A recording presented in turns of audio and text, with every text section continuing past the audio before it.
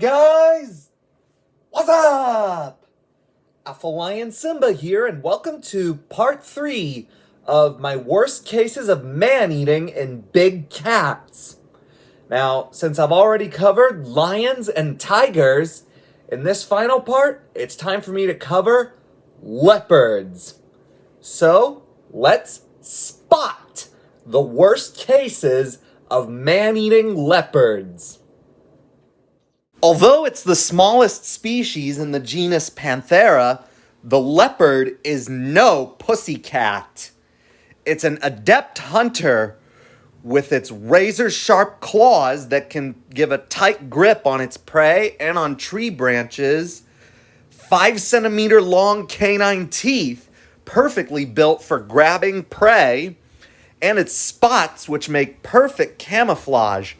Plus, leopards are able to drag animals much bigger than themselves up into trees.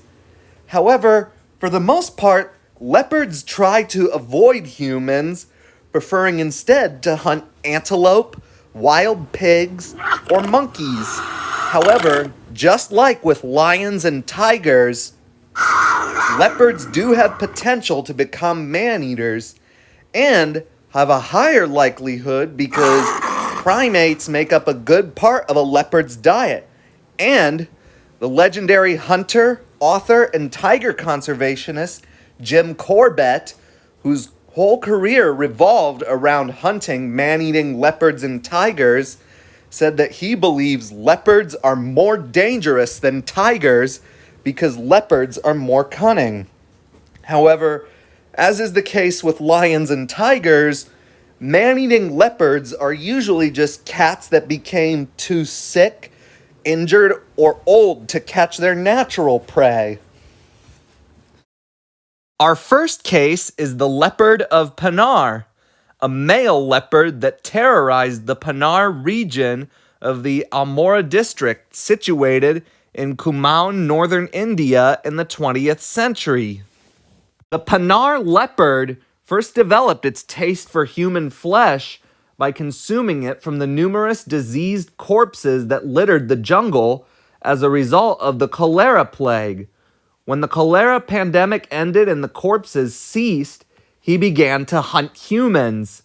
Of this, Jim Corbett wrote, "A leopard, in an area in which its natural food is scarce, finding these bodies very soon acquires a taste for human flesh. And when the disease dies down and normal conditions are established, he very naturally, on finding his food supply cut off, takes to killing human beings. For many years, the villagers attempted to hunt and trap the cat, but to no avail. The Panar's man-eating leopard could recognize the traps and was a master of camouflage and evasion.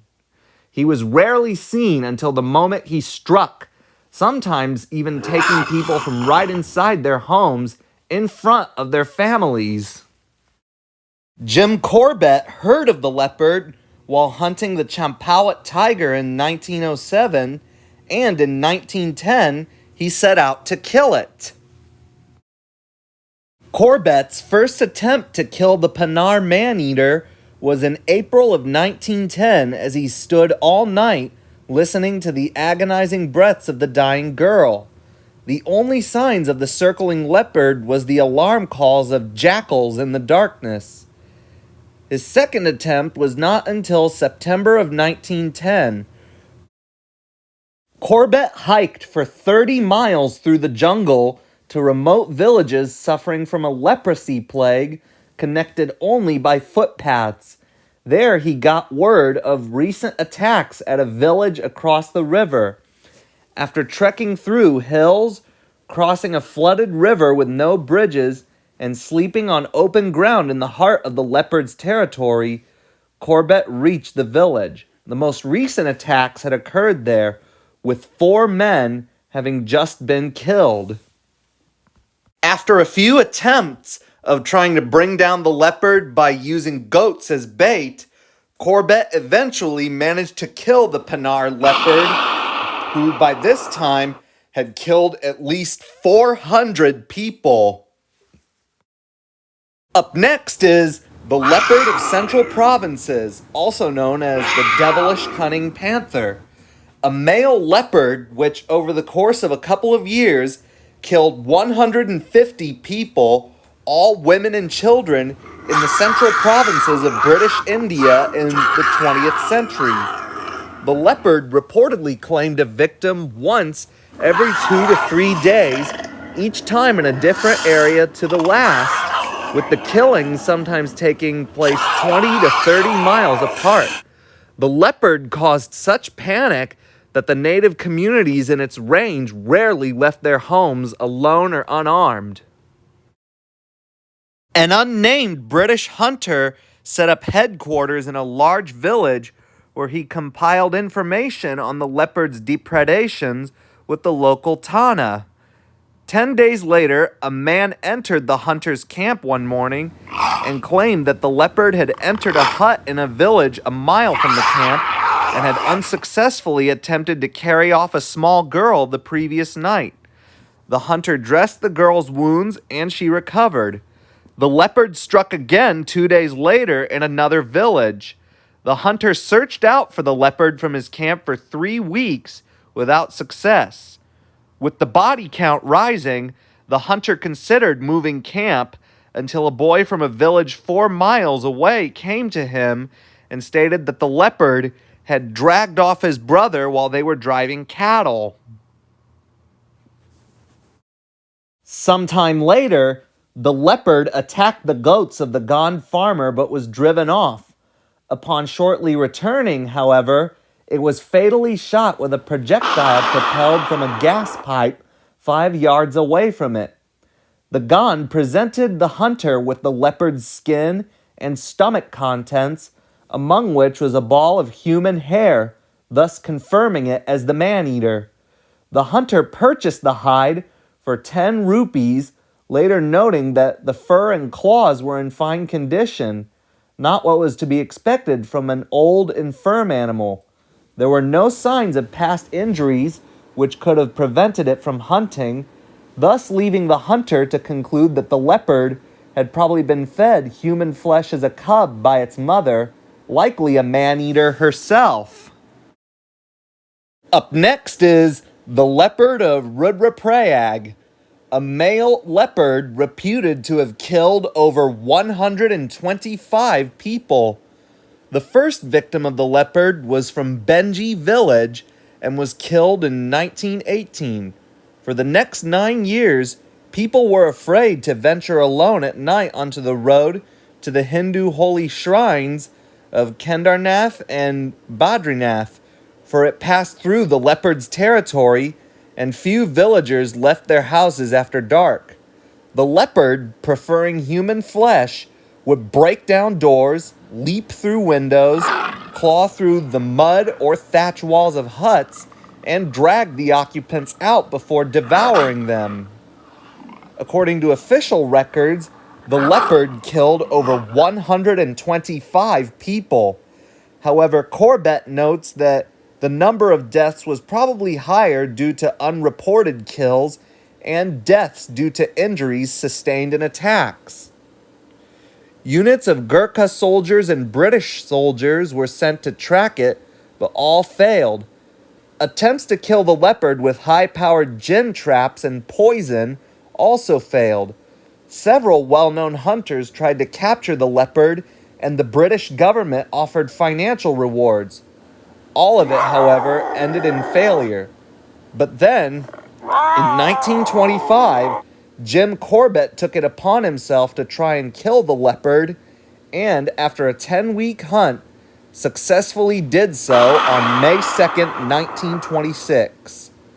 Corbett's notes revealed that the leopard was a large, elderly male who was in fine condition except for a few healed injuries sustained from hunters after it had become a man-eater.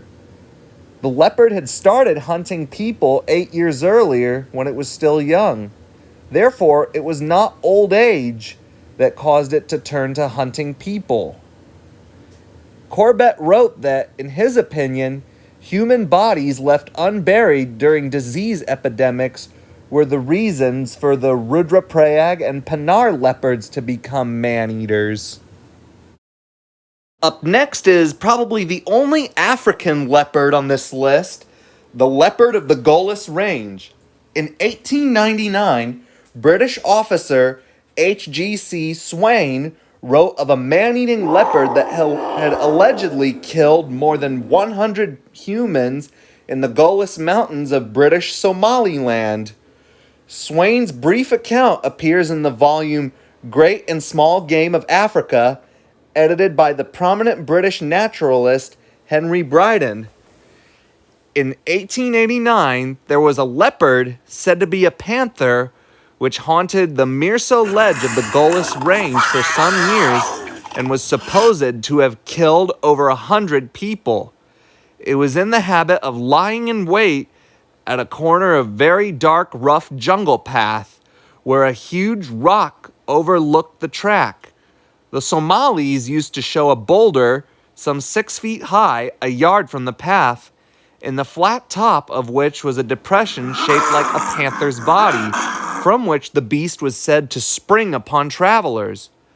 According to Swain, leopards were more abundant in the Golis Mountains than anywhere else in British Somaliland, and were responsible for 90% of all attacks on sheep and goats.